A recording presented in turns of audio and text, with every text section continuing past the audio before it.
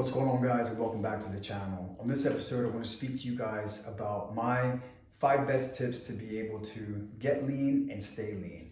These are 5 habits that I've stayed consistent with for decades and been able to use in increasing certain increments of them to be able to tighten up even more, to hit certain body composition goals. And for the most part, 99% of the people that come across to me in any of my consultations when it comes to their physical health, aesthetics, and fitness goals, and most people that I run into in the gym or in the street always just want to be a little bit tighter, leaner, get more confident in their work clothes, going out, pools, vacations, in the bedroom, whatever the case may be. Not everybody wants to be a ripped bodybuilder or look like a superhero or become a champion in some discipline or sport. They just want to be able to look better. And if you create the right habits and the right environment for yourself, you'll be able to attain and retain these results year after year, after decade, and it just becomes a life habit. So my 5 ways. The first one, obviously, is going to be incorporating some type of resistance training, okay?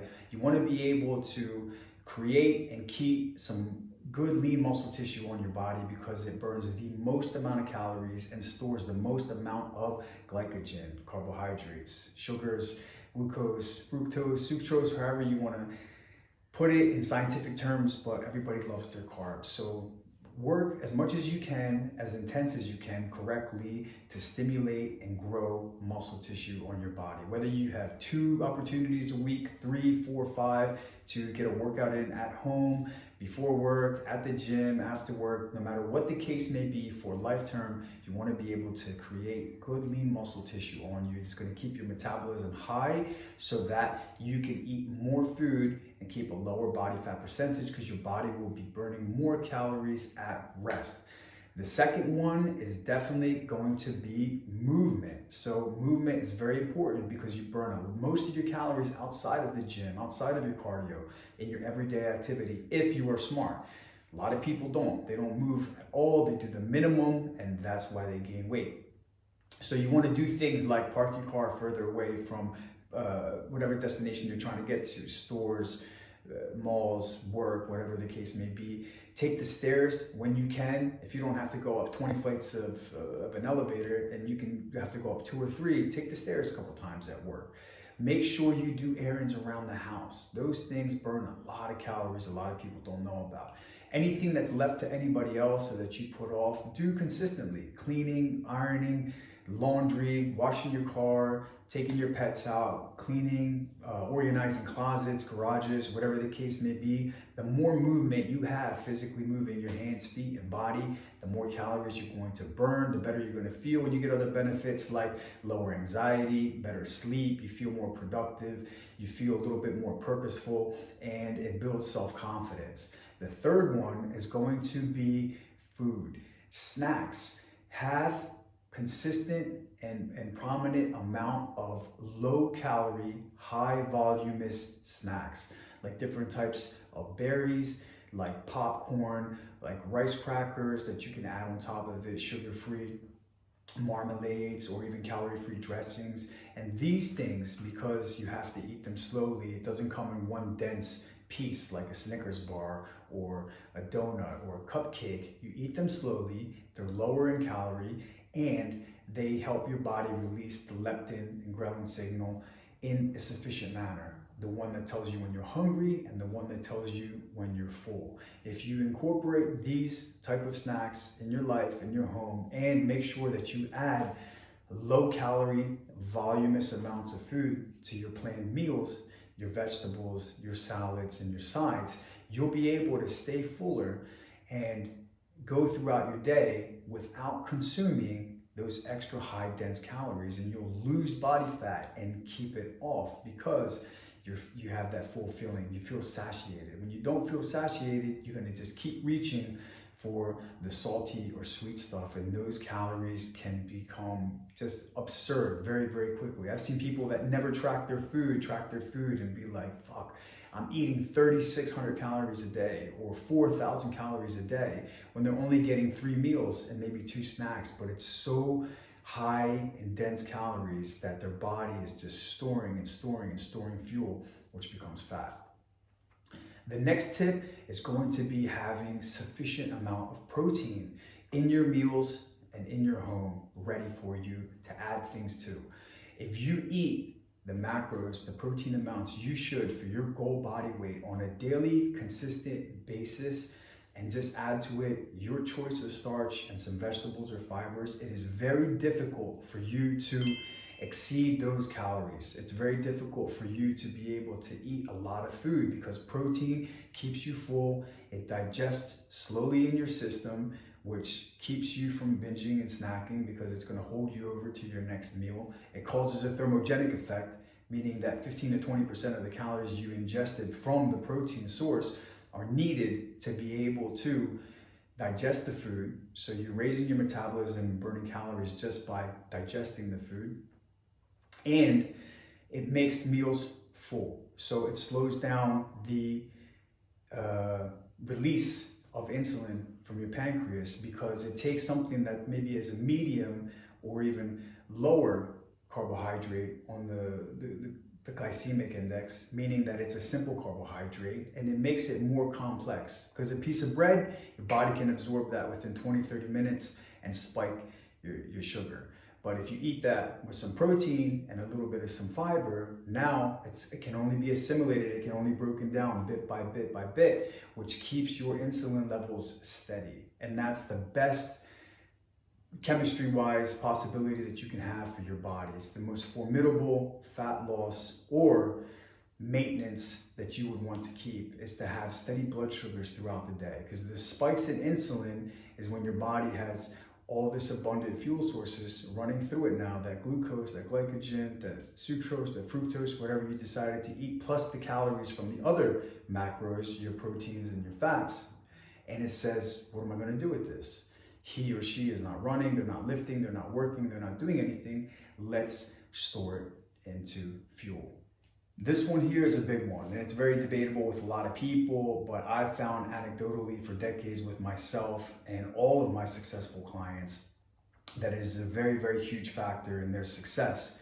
And that is caloric input versus output, but not just on a daily basis, not just considering what your metabolic rate might be because of some sort of a calculation. This is more instinctual. This is more on the responsibility of the person themselves, solely taking some time to understand what their body truly needs. And some people have a higher metabolism and can get away with keeping a certain amount of maintenance calories every single day, even if it's 5 days that they had zero activity, and they won't put on any weight. And other people's bodies, just because of a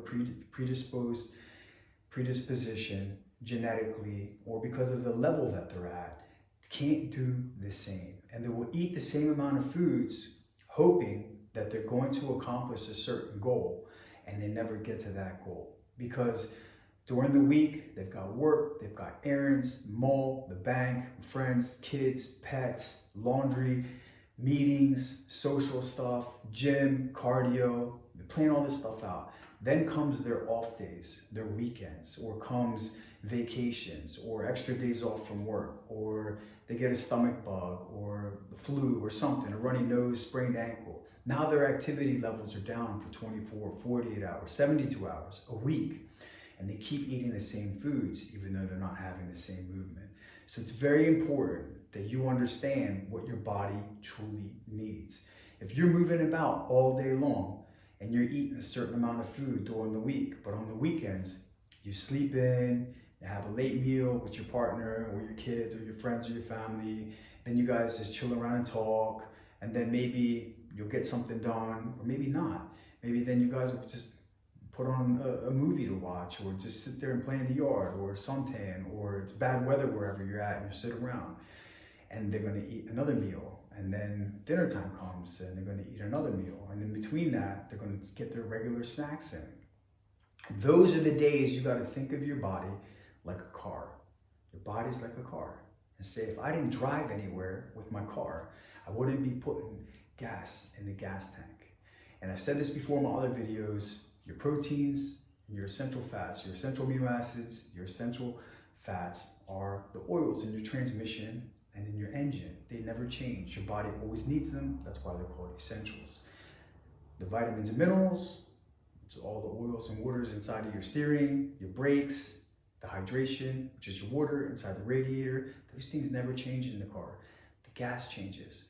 You gotta watch your fuel intake. If you're having extra amounts of carbs or even the normal amounts of carbs that you put on a regular day, on that day, and you didn't stay in a deeper caloric deficit during the week to save those calories up for those days off, then you're going to be storing calories and they're going to be stored as fat. So you need to learn to be a little bit disciplined, self-aware of your rest periods and your non-active days, because that's where the most part people fuck up. When they're busy, they don't eat much, they even miss meals and they get everything done. It's when they're left to freedom with nothing to do that they end up eating all the extra calories. Last one is going to be alcohol. Alcohol is just a massive failure for so many people that work so hard at their fitness goals.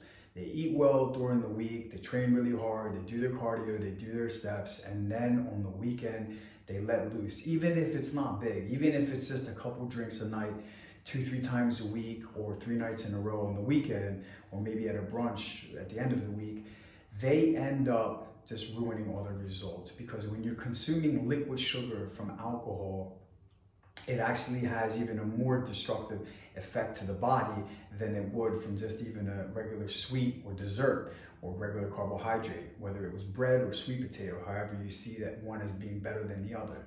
Because the alcohol is liquid sugar, and it instantly goes and connects to and starts building a negative effect to the cells and creates fatty liver tissue and to your other organs and all the food you ingest after that, whether it was snacks at the bars or snacks at home or even healthy meals. Your body is absorbing into those visceral particles of your organs and turning it into fat a lot faster than it would with just regular food. The same calories from a couple glasses of wine or a couple beers or your favorite whiskey or vodka is worse than the same amount of calories from a donut or from some gummy bears, 100%. And also, it's going to lower your testosterone, it's going to ruin your digestive tract, it's going to put you in your nervous system in a depressive state. So now you're battling, however, depends on your genetics, 24, 48, 72 hours until your body's back to being optimal. So maybe you only had a couple of drinks on Friday and Saturday, but by the time your body starts getting back into that optimal state to be anabolic, to be building muscle and burning fat, it might be Monday, it might be Tuesday. For some people that do it hard during the weekend, or even during the week a few nights, they're losing half of the days. It's just basically digging a hole and then filling it up and digging a hole and filling it up. So those 5 ways, if you can consistently keep alcohol to a minimum, have your voluminous snacks around and make your meals voluminous with low calorie foods, incorporate your weightlifting, make sure that you have moving around as much as you can possibly, stay consistent with these, stay hydrated, get your sleep in there, you'll be able to attain the body composition that you want and be able to maintain it. I hope this brought you guys some value. If you have any questions, you can hit me up. All my links are in the bio. If you have any questions on consultations or coaching inquiries, stay true to yourself. Don't let anything or anybody get in the way of the life that you want to live.